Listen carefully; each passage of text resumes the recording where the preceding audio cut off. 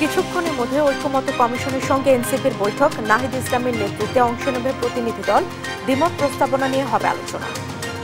প্রায় 14 ঘন্টা পর উদ্ধার হয়নি চট্টগ্রামের রিকশা উল্টে নালায় পড়া শিশু সোহেলি, সকাল থেকে ফের উদ্ধার তৎপরতা শুরু। যাত্রাবাড়ি এলাকায় 600 কর্মী নিয়ে দক্ষিণ সিটির পরিচ্ছন্নতা অভিযান, ডেঙ্গু প্রতিরোধে 23 এপ্রিল থেকে খাল ডোবা পরিষ্কারের ঘোষণা। কুষ্টিয়া গৃহণ কর্তৃপক্ষের বিরুদ্ধে অনিয়ম অবহেলার অভিযোগ, 9 বছরেও প্লট বুঝে পাননি 173 জন চরম বিপাকে মালিকরা। লোন করে আমরা অনেক কষ্ট করে টাকা জমা দিয়েছি, আর দাঁড়িয়ে দাঁড়িয়ে ঘুরছি, কিন্তু আমাদের প্লট বরাদ্দের জন্য কোনো উদ্যোগ নিচ্ছে না। হাইকোর্টের রায় দিয়েছে আমাদের বোঝাই দেওয়ার জন্য, সেটাও আমাদের বোঝাই দেয় না। লক্ষ্মীপুরে পৌর টোলের নামে চলছে চাঁদাবাজি, নিয়ন্ত্রণ করছে এক ব্যক্তি, চরম ভোগান্তি পোহাচ্ছেন যান চালকরা। গাজায় ইসরায়েলি বর্বরতায় 24 ঘন্টায় আরো 70 ফিলিস্তিনি নিহত, উপত্যকাটিতে শিশুরা ঠিকমতো একবেলাও পাচ্ছেন না খাবার। এবং নারী বিশ্বকাপ বাছাই টস জিতে পাকিস্তানের বিপক্ষে ব্যাটিংয়ের সিদ্ধান্ত বাংলাদেশের, বিশ্বকাপের টিকিট পেতে জয়ের বিকল্প নেই টাইগার্সদের। দেখছিলেন শিরোনাম, সংবাদ সকালের সঙ্গে আছে আমি জেসিকা বেদিন। এবারে বিস্তারিত সংবাদ।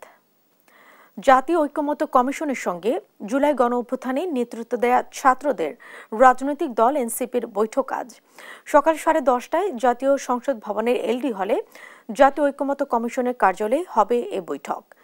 শুক্রবার সন্ধ্যায় এনসিপির যুগ্ম সদস্য সচিব মুশফিক উস সালেহিন এ তথ্য নিশ্চিত করেছেন। দলের আহ্বায়ক নাহিদ ইসলামের নেতৃত্বে এতে অংশ নেবে এনসিপির একটি প্রতিনিধি দল। বৈঠকে সংস্কার কমিশনের দেয়া প্রস্তাবনাগুলোর দ্বিমত করা প্রস্তাবনাগুলো নিয়ে হবে আলোচনা।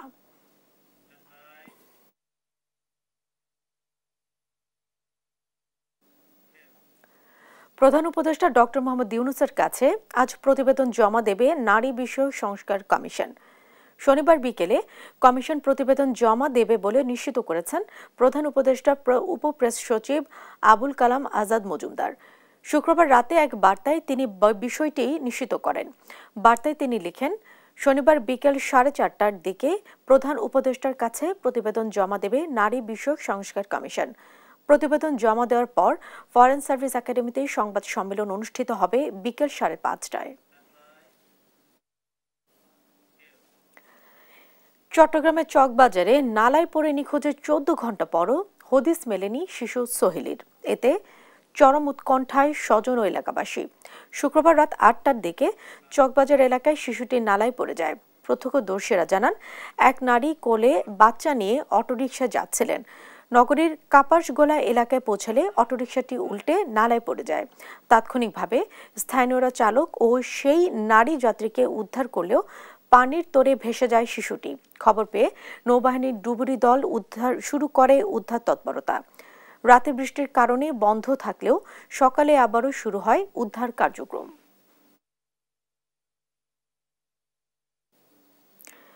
এ নিয়ে সেখানকার পরিস্থিতি জানাতে সরাসরি যোগ দিচ্ছেন আমাদের সহকর্মী আজিজা হক পায়েল।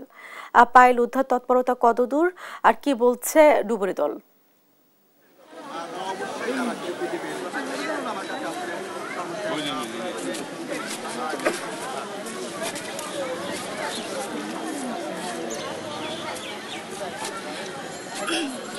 জি, আপনারা দেখতে পাচ্ছেন এখনো পর্যন্ত উদ্ধার তৎপরতা চলছে। এখনো পর্যন্ত ডুবুরিরা তাদের উদ্ধার তৎপরতা চালিয়ে যাচ্ছেন। আমরা দেখতে পাচ্ছি সিটি কর্পোরেশনের একটি টিম এখন উদ্ধার কাজ চালিয়ে যাচ্ছেন। এখনো পর্যন্ত যেই নালাটিতে পড়েছে সেই নালা থেকে ধীরে ধীরে এখন একেবারে 4টায় খাল পর্যন্ত চলে এসছে। ডুবুরিরা কাজ করছে। এখনো পর্যন্ত শিশুটির খোঁজ পাওয়া যায়নি। 13 ঘন্টা পার হয়ে যাওয়ার পরও এখনো পর্যন্ত শিশুটির খোঁজ মিলছে না। আত্মীয় স্বজনরা একেবারে ভেঙে পড়েছেন। আত্মীয় স্বজন যে শিশুটি বয়স 6 মাস, আমরা জানি শিশু কন্যা শিশুর নাম সেলিম। তার ফুফা আমাদেরকে জানিয়েছেন ঈদে তার সম্বন্ধী এবং হচ্ছে তার শাশুড়ি তাদের বাসায় বেড়াতে আসার সময় এই দুর্ঘটনাটি ঘটে। একেবারে রাস্তা থেকে সামান্য বাসা পর্যন্ত যাওয়ার জন্য একটি রিক্সা নিয়েছে। রিক্সাটি নালা এবং রাস্তার মধ্যে পার্থক্য বুঝতে না পেরে রিক্সাটি পড়ে যায় এবং স্থানীয় এবং একজন রিক্সা চালকের চেষ্টায় মা এবং দাদিকে উদ্ধার করা গেল। একেবারে তলিয়ে যায় শিশুটিকে এখনো পর্যন্ত চেষ্টা করা হচ্ছে খুঁজে বের করার, এখনো পর্যন্ত খুঁজে বের করতে পারছে না পরিবারের। একটাই আহাজারি, তাদের একটু প্রার্থনা হচ্ছে শিশুটিকে যেন জীবিত খুঁজে পাওয়া যায়। তাদের হচ্ছে সবাইকে দোয়া করতে বলছেন, এমনটাই আমাদেরকে বলছেন যে শিশুটিকে যেন আমরা পাই। এখনো পর্যন্ত শিশুটিকে না পেয়ে একেবারে দিশেহারা। তার স্বজনদের সাথে কথা বলার অনেক চেষ্টা করেছি, এখনো পর্যন্ত মা এবং বাবা কারোর সাথে কথা বলা যায়নি এখন পর্যন্ত। শুধুমাত্র ফুফার সাথেই কথা বলেছি আমরা। তিনি আমাদেরকে জানিয়েছেন খুবই আদরের সন্তান ছিল এটি। এই সন্তানকে হারিয়ে তারা একেবারে দিশেহারা। তবে এখানকার স্থানীয় বাসীদের সাথে কথা বলে আমরা জানতে পেরেছি এই নালায় প্রতি বছরেই কোনো দুর্ঘটনা ঘটে। কিছুদিন আগেও গত বছরও এই ধরনের দুর্ঘটনা ঘটেছে। তারা আমাদেরকে জানিয়েছে একটি শিশু এখান থেকে ভেসে যায়, তবে কিছু দূর যাওয়ার পরে তাকে খুঁজে পাওয়া যায়, এমনটাই আমরা জানতে পেরেছি। তো এই প্রতি বছর এইখানে কোনো ধরনের বেষ্টনী নেই, কোনো ধরনের নিরাপত্তা নেই, যার কারণে এই ধরনের সমস্যাগুলো হয় বলে আমাদেরকে জানিয়েছে। আমরা নৌবাহিনীর যেই টিমটি, ডুবুরির টিমটি উদ্ধার তৎপরতা চালাচ্ছে, তাদের সাথে আমরা কথা বলেছি। তারা সর্বোচ্চ দিয়ে চেষ্টা করবেন এবং তারা এখনো পর্যন্ত চেষ্টা চালিয়ে যাচ্ছেন। সারা রাত তারা চেষ্টা চালিয়েছেন, এমনটাই আমরা জানিয়েছি। আমাদেরকে জানিয়েছেন একটি টিম রাতে কাজ করেছেন এবং সকাল থেকে আরেকটি টিম কাজ করে যাচ্ছেন, এমনটাই আমাদেরকে জানিয়েছেন। এই ছিল চাকতাই খালের সামনে থেকে নিখোঁজ শিশুর সর্বশেষ আপডেট। সোহেল, আপনাকে ধন্যবাদ। আপনি থাকুন, পরবর্তীতে আমরা আপনার কাছে আবারও ফিরব। দর্শক, চট্টগ্রামের চকবাজারের নালায় পড়ে শিশু নিখোঁজের 14 ঘন্টা পরও এখন পর্যন্ত উদ্ধার হয়নি শিশু সোহেলি। সে বিষয়ে জানাচ্ছিলেন আমাদের সহকর্মী আজিজা হক পায়েল। দক্ষিণ সিটির বিভিন্ন সড়ক ও মহাসড়ক এলাকাকে ধুলো বালিমুক্ত পরিষ্কার পরিচ্ছন্ন করতে 600 পরিচ্ছন্নতা কর্মী নিয়ে বিশেষ অভিযান চালিয়েছে ঢাকা দক্ষিণ সিটি কর্পোরেশন। আগামী 23 এপ্রিল থেকে জলাবদ্ধতা ও এডিস মশার বিস্তার ঠেকাতে খাল, নালা এবং ড্রেন পরিষ্কার করা হবে। সকালে পরিচ্ছন্নতা কার্যক্রম পরিদর্শনে এসে ঢাকা দক্ষিণ সিটি কর্পোরেশনের প্রশাসক বলেন, যাত্রাবাড়ি হতে সাইনবোর্ড ও কাজলা দিয়ে ডেমরা স্টাফ কোয়ার্টার পর্যন্ত 10 কিলোমিটার এলাকা সড়ক ও মহাসড়ক বিভাগের হলেও তাদের নিজস্ব কোনো পরিষ্কার কার্যক্রম নেই। তাই সমন্বয়ের মাধ্যমে পুরো এলাকা ও সড়কের দুপাশে ময়লা পরিষ্কার করা হবে।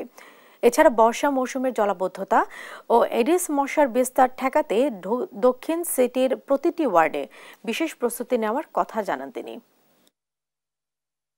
আমাদের এই স্পেশাল কার্যক্রম, আপনারা জানেন যে আমাদের ঢাকা দক্ষিণ সিটি কর্পোরেশনের আওতায় 10টি জোন রয়েছে। আমরা পর্যায়ক্রমে প্রত্যেক জোনে আমরা এরকম বিশেষ অভিযান করব। বিশেষ করে এই যে ডেঙ্গু মশার প্রকোপ শুরু হওয়ার আগেই আমরা সেখানে দুটো বিভাগ থাকবে, আমাদের বর্জ্য ব্যবস্থাপনা বিভাগ এবং আমাদের হেলথ বিভাগ। তার পরিষ্কার পরিচ্ছন্নতার পরপরই আমরা সেখানে লার্ভিসাইড, অ্যাডাল্টিসাইড এবং ফগিং মেশিন দিয়ে আমরা মশার ঔষধ বিতরণ করব। লালমনিরহাটের পাটগ্রাম সীমান্তে গরু পাচারের অভিযোগ তুলে বাংলাদেশি এক যুবককে নির্যাতন করে বিএসএফের হাতে তুলে দিয়েছে কয়েকজন ভারতীয় নাগরিক। শুক্রবার দুপুরে জেলার পাটগ্রাম উপজেলার বাউড়া ইউনিয়নের জমগ্রাম ডাঙ্গার পাড় এলাকায় 801 নম্বর মেইন পিলার এলাকায় এই দুর্ঘটনাটি ঘটে। তবে আজিজুর রহমান নামের ওই যুবকের পরিবারের দাবি, ভারতীয় কয়েকজন যুবক বাংলাদেশের ভেতরে প্রবেশ করে ভুট্টা খেতে কাজ করতে থাকা ওই যুবককে ধরে নিয়ে কাঁটাতারের বেড়ায় বেঁধে নির্যাতন করে। পরে খবর পেয়ে ভারতীয় সরস্বতী ক্যাম্পের বিএসএফ সদস্যরা তাকে উদ্ধার করে নিয়ে যায়। এর আগে বৃহস্পতিবার রাতে লালমনিরহাটের হাতীবান্ধায় বিএসএফ এর গুলিতে নিহত বাংলাদেশি যুবকের মরদেহ ফেরত দিয়েছে ভারত। আমার বউ আর আমার ছেলে পাতাই ছেড়ে গেছে। এখন ইতিমধ্যে শুনি উনি পিটাপিটি করিয়া আমার ছেলে মানে ডাঙা মারা করে নিয়ে যা বিএসএফের হাতে দিছে। আমার স্বামী আমার শাশুড়ি পাতাই ছেড়ে যাচ্ছে, আইএনডিএর লোক আসি মারা করে ধরে গেছে। দেখছেন সংবাদ সকাল। মুন্সিগঞ্জের বাজারে কমেছে মাছ মাংসের দাম। এ নিয়ে আরো জানাতে সরাসরি যুক্ত হচ্ছেন আমাদের সহকর্মী সুমিত সরকার।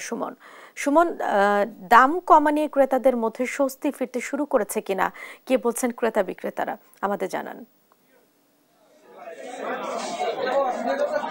জি, আসলে আপনি যেমনটি বলছিলেন, মুন্সিগঞ্জে কিন্তু মাছ মাংসের বাজারের খবর যদি আমি বলি, কিন্তু গত কয়েকদিনের তুলনায় কিন্তু মাছ মাংসের দাম কিছুটা কমেছে বলে আমরা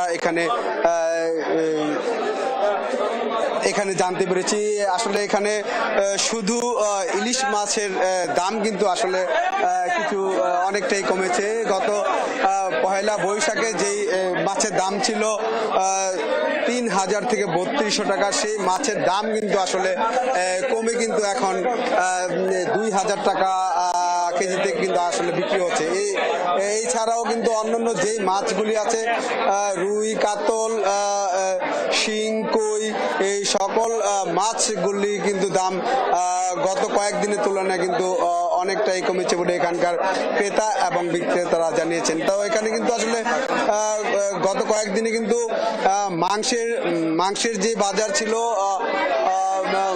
মুরগির মাংস, ব্রয়লার মুরগি 170 টাকায় বিক্রি হলেও সেই মাংস কিন্তু আজ 50 থেকে 55 টাকা বিক্রি হচ্ছে। এবং গরুর মাংস যেটি 780 টাকা ছিল, সেই মাংসও কিন্তু 20 টাকা কমে কিন্তু 750 টাকা কেজিতে আসলে বিক্রি হচ্ছে। তো সব মিলিয়ে কিন্তু মুন্সিগঞ্জ বাজারে সরবরাহ বেশি থাকায় কিন্তু এখানকার আসলে যেই মাছগুলি আছে, মাছের দাম কিন্তু আসলে কমেছে বলে এখানকার বিক্রেতারা জানিয়েছেন। তো এখানে আমি একজনের সাথে কথা বলবো। কি মাছের দাম কমেছে একটু জানাবেন আপনি? সব মাছ, রুই মাছের দাম 400 টাকা কেজি হচ্ছে, আর ইলিশ মাছ হলো 1600 টাকা কেজি হচ্ছে, আর তোমার চিংড়ি মাছ 1500 টাকা কেজি দেশিটা, 400 টাকা হলো 1000 টাকা কেজি, আর হইলো মৌলদি মাছ 500 টাকা কেজি এই মাছ, আর কাতল মাছ 450 টাকা কেজি। আর কি মাছ কমু? ক্রেতারা ভালোই সারা দিতেছে। আচ্ছা, আসলে আপনি যেমনটি শুনছিলেন যে মুন্সিগঞ্জ যে বাজারে কিন্তু সকল ধরনের মাছের দাম কিন্তু এক সপ্তাহের ব্যবধানে কমেছে বলে আমাদের এখানকার ক্রেতা ও বিক্রেতারা জানিয়েছেন। তো এবং মাংসের দামও কিন্তু আসলে কমেছে। তো এই ছিল আমার কাছে মুন্সিগঞ্জ বাজার থেকে মাছ মাংসের সবশেষ খবর। সুমিত, আপনাকে ধন্যবাদ। দর্শক, মুন্সিগঞ্জের বাজার দর সম্পর্কে জানাচ্ছিলেন আমাদের সহকর্মী সুমিত সরকার সুমন। ভোলা পৌরসভার সড়কে সামান্য বৃষ্টিতেই জলাবদ্ধতা সৃষ্টি হচ্ছে, ভোগান্তি পোহাতে হচ্ছে পথচারী ও চালকদের। বিস্তারিত জানাতে সরাসরি যুক্ত হচ্ছেন আমাদের সহকর্মী ছোটন সাহা। ছোটন, জলাবদ্ধতা নিরসনে সড়ক সংস্কারের সংশ্লিষ্ট কর্তৃপক্ষের কার্যকর কোনো পদক্ষেপ নিচ্ছে কিনা, আর ভুক্তভোগী পথচারীদের সাথে নিশ্চয় আপনার কথা হয়েছে, কি বলছেন তারা?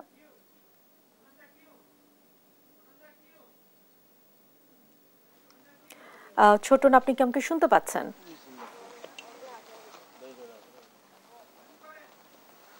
আপনি যেমনটি বলছিলেন, এই যে ভোলা পৌরসভার যে সড়ক, এই সড়কের কিন্তু বেহাল দশায় পরিণত হয়েছে এবং এই বৃষ্টির ফলে কিন্তু এই সড়কটি আরো বেশি নাজুক অবস্থায় পরিণত হয়েছে। আমি রয়েছি মুসলিমপাড়া এলাকার একটি সড়ক, একটু দেখতে পাচ্ছেন যে এটি হাঁটু পানি পরিণত হয়েছে এবং এখান দিয়ে যানবাহন চলাচল অনেকটাই দুর্ভোগের কারণ হয়ে দাঁড়িয়েছে। এলাকাবাসী আমাদেরকে বলছিলেন যে এই সড়কের কারণে, জীর্ণ সড়কের কারণে তাদের দুর্ভোগের যেন শেষ নেই। তারা বারবার কিন্তু দাবি তুলে এসেছে এই সড়কগুলো মেরামত করার জন্য, কিন্তু পৌর কর্তৃপক্ষের পক্ষ থেকে ব্যবস্থা নেওয়া না ফলে এই গত 7-8 বছর ধরে তাদের এমন দুর্ভোগ পোহাতে হচ্ছে।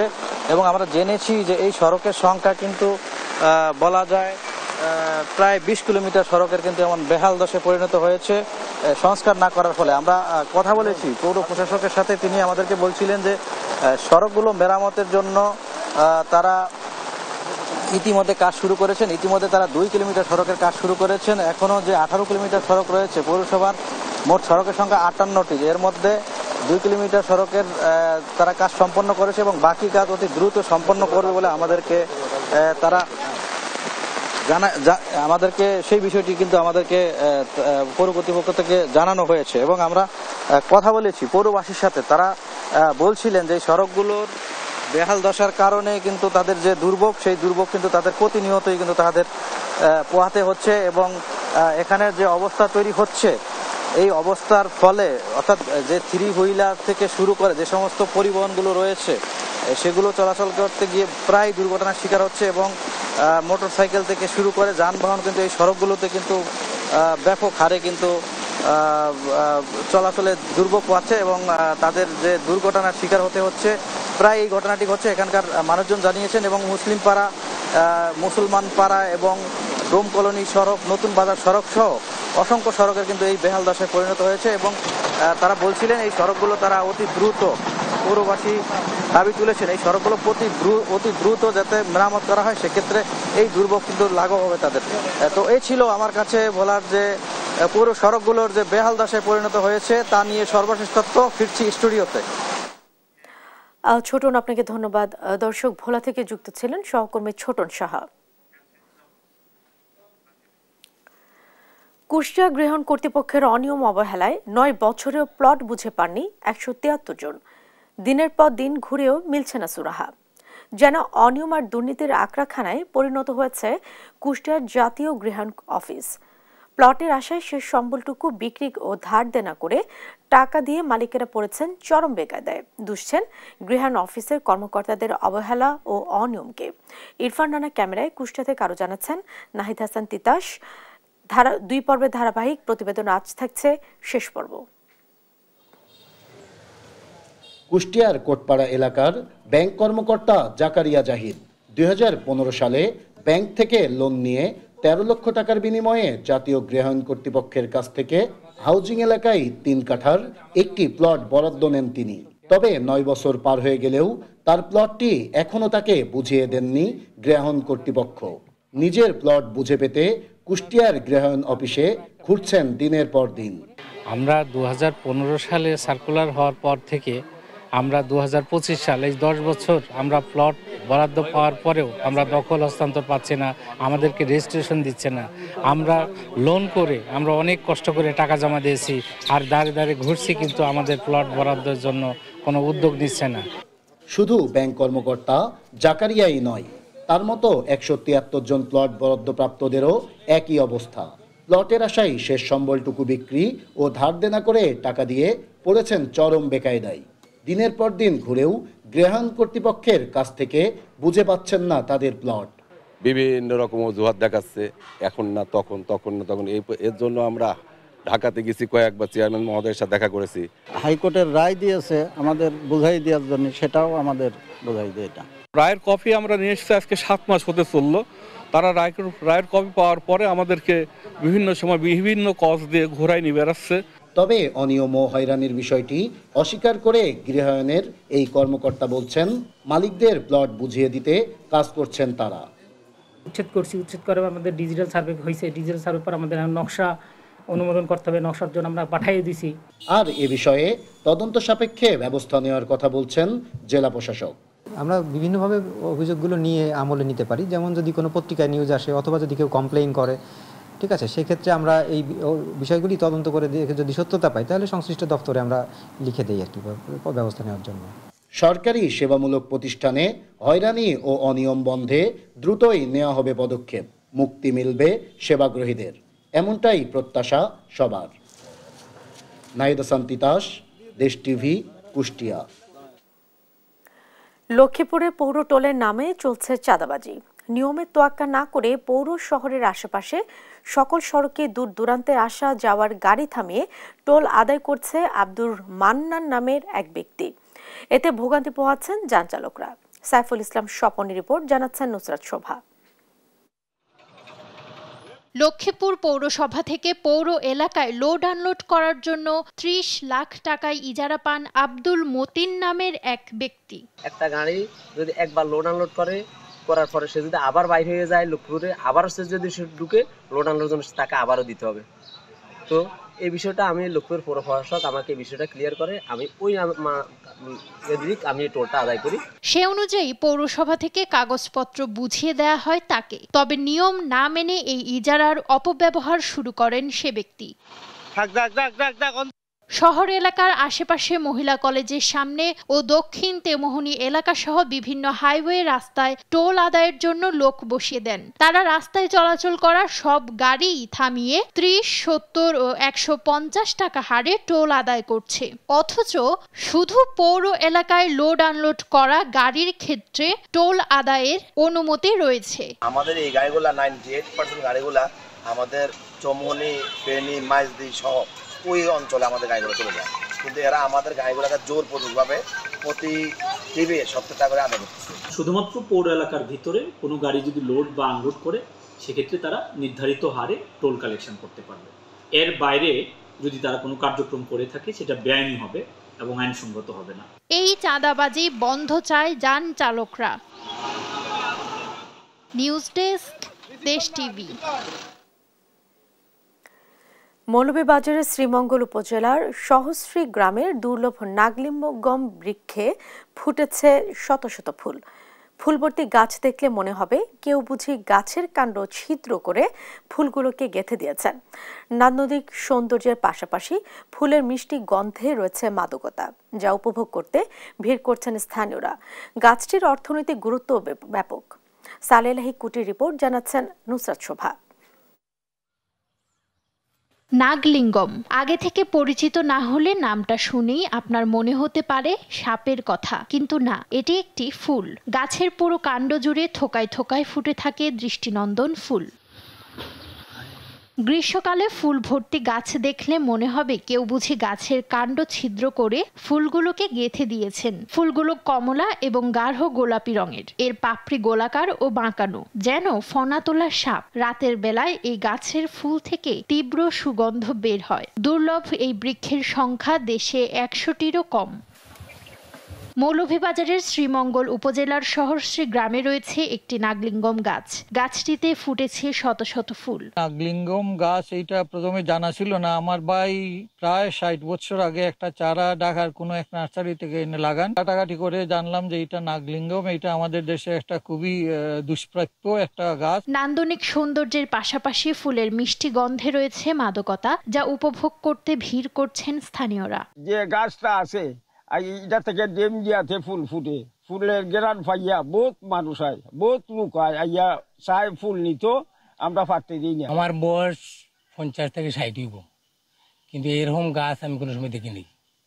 গাছের গোড়া থেকে আগা পর্যন্ত ফুল ফুটে, এত সুন্দর ফুল, এত সুন্দর গ্রান। এই গাছের ফুল, পাতা, বাকলের নির্যাস অ্যান্টিবায়োটিক, অ্যান্টিফাঙ্গাল ও অ্যান্টিসেপটিক হিসেবে ব্যবহৃত হয়। আমেরিকায় এই গাছ কাঠের আসবাব তৈরিতে ব্যবহৃত হয়। নিউজ ডেস্ক, দেশ টিভি। দেখছেন সংবাদ সকাল। আন্তর্জাতিক প্রসঙ্গ। ইসরায়েলি হামলায় গাজায় 24 ঘন্টায় প্রাণ গেছে অন্তত 64 ফিলিস্তিনির। আগ্রাসনের মুখে শুক্রবার জুমার নামাজ আদায়ের সুযোগ পায়নি গাজাবাসী। এছাড়া সীমান্ত দখল করে ত্রাণ আটকে দেয়ায় খাদ্য ও বিশুদ্ধ খাবার পানির অভাবে মানসিকভাবে ভেঙে পড়েছে গাজায় বাস্তুচ্যুত ফিলিস্তিনিরা। কঠিন সময়ে ফিলিস্তিনিদের পক্ষে রাজধানী সানায় প্রতিবাদ মিছিলে নামে ইয়েমেনিদের ঢল। নীরব দাসের রিপোর্ট। ইট আর কংক্রিটের স্তূপে চাপা পড়েছে গাজা উপত্যকা। এসব স্তূপের নিচে চাপা পড়েছে বহু ফিলিস্তিনির ভাগ্য। প্রতিনিয়ত ইসরায়েলি আগ্রাসনের মুখে নামাজ আদায়েরও সুযোগ পাচ্ছে না তারা। যুদ্ধবিরতির পর গাজায় ফিলিস্তিনিদের নতুন জীবন শুরুর স্বপ্ন ইসরায়েলি বোমার আঘাতে ধ্বংসপ্রায়। গাজার খান ইউনিস, রাফা সীমান্ত, হেব্রুন ও পশ্চিম তীর চারদিকেই বেড়েছে দখলদার ইসরায়েলি আগ্রাসনের তীব্রতা। বর্তমানে রাফা ও খান ইউনিসকে দুভাগে বিভক্ত করে সেখানে ইসরায়েলি বাহিনী অবস্থান নেয়ায় সংকুচিত হয়ে এসেছে নিরাপদ আশ্রয়। এছাড়া সীমান্তে 6 সপ্তাহের বেশি সময় ত্রাণ আটকে থাকায় তীব্র খাদ্য ও পানির সংকট দেখা দিয়েছে। এর থেকে মুক্তির প্রার্থনা করছে ফিলিস্তিনিরা। অনেকেই ভেঙে পড়েছেন শারীরিক ও মানসিকভাবে। আমরা পালাতে পালাতে ক্লান্ত। খান ইউনিস ও রাফা সীমান্ত এখন ইসরায়েলি সামরিক বাহিনীর দখলে। এই মোরগ করিডোরে কোনো রকমের ঠাঁই পেয়েছি। জীবন সংকটে রয়েছে, কোলের শিশুগুলো ভোগান্তি পোহাচ্ছে। মোরাদ করিডোরের সামনেই পানির উৎস রয়েছে, যা একসময় চাষাবাদের জন্য ব্যবহার করা হতো, কিন্তু উৎসগুলো এখন ইসরায়েলি সেনাদের কড়া নজরদারিতে। সব হারিয়ে আমরা নিঃস্ব। এদিকে মার্কিন হামলা দমাতে পারেনি ইয়েমেনকে। শুক্রবার ফিলিস্তিনিদের প্রতি সমর্থনে প্রতিবাদ সমাবেশ করে ইয়েমেন। হাতে ব্যানার, প্ল্যাকার্ড আর ভ্রাতৃত্বের স্লোগানে মুখরিত হয় রাজধানী সানা। নীরব দাস, নিউজ ডেস্ক, দেশ টিভি। ইসরায়েলি বিমান হামলায় গাজা উপত্যকায় একই পরিবারের 10 জন সহ আরো 15 জন প্রাণ হারিয়েছেন। এ নিয়ে মৃতের সংখ্যা দাঁড়িয়েছে প্রায় 52,000-এ। গণমাধ্যম আল জাজিরা এক প্রতিবেদন বলছে, উপত্যকার শিশুরা দিনে একবেলাও খাবার ঠিকমতো পাচ্ছেন না। আরবিদ আফসারের রিপোর্ট। একের পর এক বিমান হামলা ও ইসরায়েলি বাহিনীর অভিযানে বিধ্বস্ত গাজা উপত্যকা। চারিদিকে ছড়িয়ে ছিটিয়ে পড়া ধ্বংসস্তূপের মাঝেই বাস করছে হাজারো পরিবার। 18 মাস ধরে চলা এই যুদ্ধে উপত্যকার মানবিক সহায়তা ব্যবস্থা সম্পূর্ণভাবে ভেঙে পড়ার মুখোমুখি বলে জানিয়েছেন সহায়তা দানকারী সংস্থাগুলো। এমন পরিস্থিতিতে এক চাঞ্চল্যকর প্রতিবেদন সামনে এনেছে গণমাধ্যম আল জাজিরা। প্রতিবেদনটি বলছে, শিশুরা দিনে এক বেলাও খাবার ঠিকমতো পাচ্ছে না। যুদ্ধের মাঝে আমার মেয়ে জন্ম নিয়েছে। চারদিকে খাবার না থাকার কারণে ওর ভবিষ্যৎ নিয়ে খুব চিন্তায় আছি। এখানে শিশুদের উপযুক্ত খাবার দেওয়ার মতো কিছুই নেই।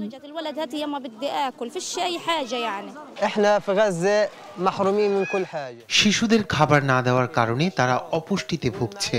আমরা আমাদের জন্য কিচ্ছু চাচ্ছি না, শুধু আমাদের সন্তানদের জন্য চাচ্ছি। তারা যখন খাবারের জন্য কান্নাকাটি করে, তখন আমাদের কিছুই করার থাকে না। প্রতিবেদনটি বলছে, উপত্যকা জুড়ে বোমাবর্ষণ ও ইসরায়েলি আগ্রাসনের কারণে প্রায় 43টি আন্তর্জাতিক ও ফিলিস্তিনি মানবিক সহায়তাকারী প্রতিষ্ঠান তাদের কার্যক্রম বন্ধ রেখেছে। আবার খাবার হিসেবে সবাইকে খেতে হচ্ছে ক্যান্ড ফুড, যা শরীরে যথেষ্ট পরিমাণে পুষ্টি সরবরাহ করে না।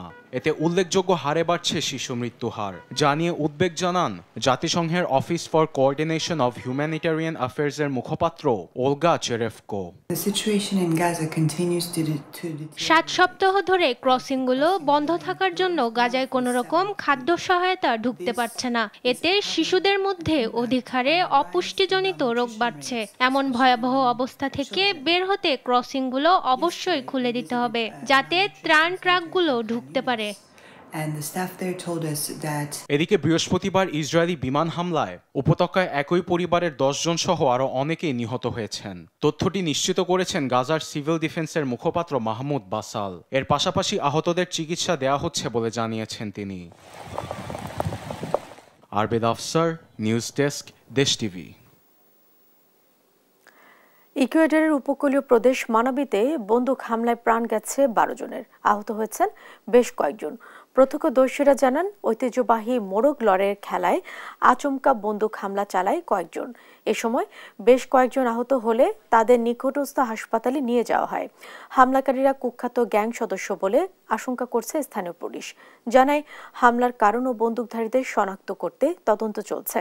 শুক্রবার রাতে মানাবির এল কারমেন অঞ্চলে আয়োজন করা হয় মোরগ লড়াইয়ের। দেখছেন সংবাদ সকাল।